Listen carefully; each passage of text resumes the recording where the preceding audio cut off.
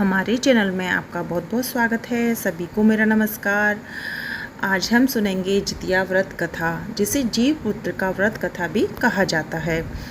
माताएं और बहनें अपने बच्चों की दीर्घायु के लिए जीव पुत्र का व्रत यानी कि जितिया का व्रत करती हैं और भगवान जीमूतवाहन की विधि विधान से पूजा करके संकल्प लेती हैं। हर साल अश्विनी मास में कृष्ण पक्ष की सप्तमी वृद्धा अष्टमी तिथि में यह व्रत किया जाता है। इस व्रत में भगवान जीमूतवाहन की पूजा होती है और व्रत कथा का पाठ भी किया जाता है।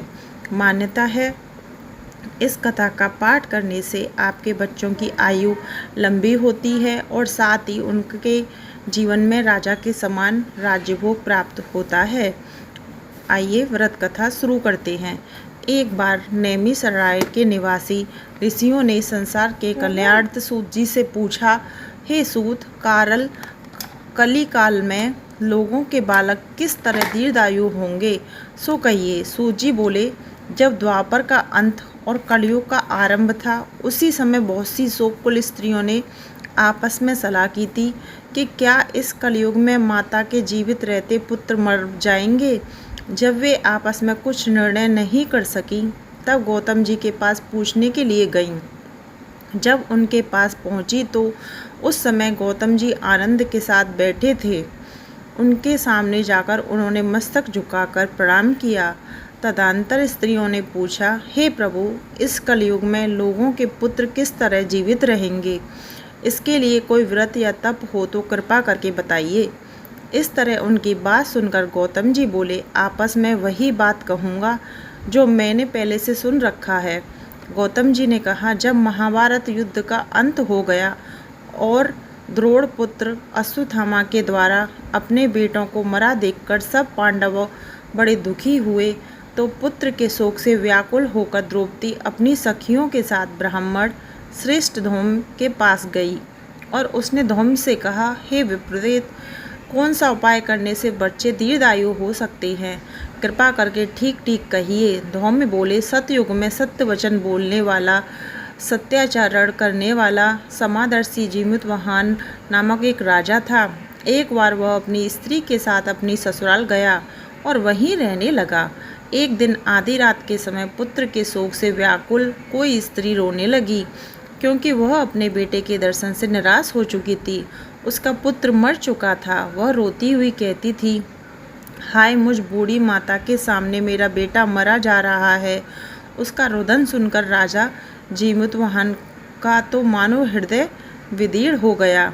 वह तत्काल उस स्त्री के पास गया और उसने पूछा, तुम्हारा बेटा कैसे मरा? बूढ़ी माता ने कहा, गरुड़ प्रतिदिन आकर गांव के लड़कों को खा जाता है।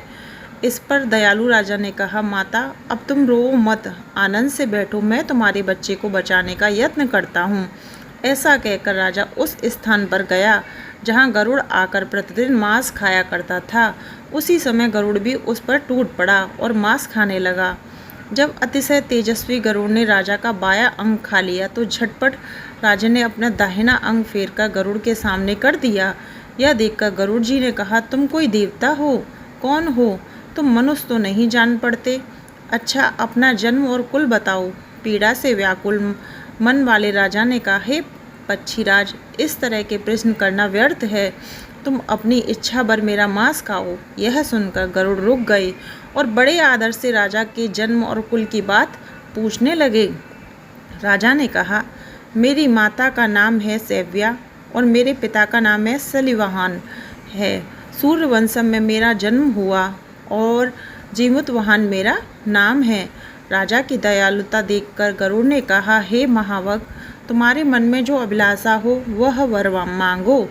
राजा ने कहा, हे पक्षीराज, यदि आप मुझे वर दे रहे हैं तो वर दीजिए कि आपने अब तक जिन प्राणियों को खाया वे सब जीवित हो जाएं। हे स्वामिनी, आपसे आप यहाँ बालकों को ना खाएं और कोई ऐसा उपाय करें कि जहाँ जो उत्पन्न हो वो लोग बहुत दिनों तक जीवित रहें। धौम्य ने कहा कि पक्षीराज गरुड़ राजा को वरदान देकर स्वयं अमृत के लिए नागलोक चले। वहाँ से अमृत लाकर उन्होंने उन मरे मनुष्यों की हड्डियों पर बरसाया। ऐसा करने से सब लोग जीवित हो गए जिनको के पहले गरुड़ ने खाया था। राजा के त्याग और गरुड़ की कृपा से वहाँ वालों को बहुत कष्ट दूर हो गया। उस समय राजा के शरीर की शोभा दूनी हो गई थी। राजा की दयालुता देखकर गरुड़ ने फिर कहा, मैं संसार के कल्याणार्थ एक और वरदान दूंगा। आज अश्विनी कृष्ण सप्तमी से रहित शुभ अष्टमी तिथि है। आज ही तुमने यहाँ की प्रजा के लिए जीवन दान दिया है। हे वत्स, अब से यहाँ दिन ब्रह्मा भाव हो गया है। जो मूर्ति भेद से विविध नामों से विख्यात है, वहीं त्रिलोक से पूजित दुर्गा अमृत प्राप्त करने के अर्थ में जीवित पुत्रिका कहलाई है।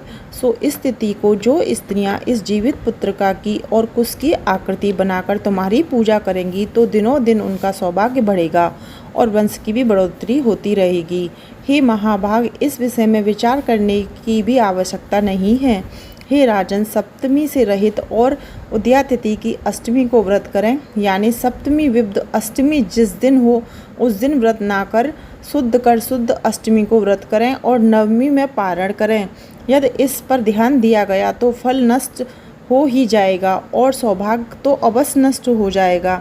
जीवित वाहन को इस तरह का वरदान देकर गरुड़ वैकुंठ धाम को चले गए और राजा भी अपनी पत्नी के साथ अपने नगर वापस आ गए। धौम्य द्रौपदी से कहते हैं, हे देवी, मैंने यह अतिशय दुर्लभ व्रत तुमको बताया है। इस व्रत को करने से बच्चे दीर्घायु होते हैं। हे देवी, तुम भी पूर्वोक्त विधि से यह व्रत दुर्गा जी का पूजन करो, तुम्हें अभिलाषित फल प्राप्त होगा। मुनि राज धौम्य की बात सुनकर द्रौपदी के हृदय में एक प्रकार का कौतूहल उत्पन्न हुआ और पूर्ववासिनी स्त्रियों को बुलाकर उनके साथ यह उत्तम व्रत किया। गौतम ने कहा, यह व्रत और इसके प्रभाव को किसी एक चिन्ह ने सुन लिया और अपनी सखी स्यारिन को बतलाया। इसके बाद पीपल वृक्ष की शाखा पर बैठकर उस चिन्ह ने और उस वृक्ष के खोते में बैठकर स्यारिन ने भी व्रत किया। वह भी चिन्नी के किसी उत्तम ब्राह्मण के मुँह से यह कथा सुनाई और पीपल के खोते में बैठी हुई अपनी सखी को सुनाया। स्यारिन ने आधी कथा सुनी थी कि उसे भूख लगाई और वह उसी समय सबसे भरे शमशान में पहुंची और वहां उसने इच्छा भर मांस का भोजन किया। चिन्नी बिना कुछ खाए पिए रह गई और सवेरा हो गया। सवेरे वो गौशाले में गई और वहां गौ का दूध पिया। इस तरह नवमी को उसने पारण किया। कुछ दिनों बाद वे दोनों मर गईं और अयोध्या में किसी धनी व्यापारी के घर में जन्मी। संयोग से उन दोनों का जन्म एक ही घर में हुआ, जिसमें स्यारिन ज्येष्ठ हुई और चिन्ह छोटी। वे दोनों सभी शुभ लक्षणों से युक्त थीं, इसलिए बड़ी लड़की काशीराज के और छोटी उसके मंत्री के गृहपात्र अग्नि के सामने विधि पूर्वक ब्याई गई। पूर्व जन्म के कर्म फल से वह मृगनयनी रानी हुई।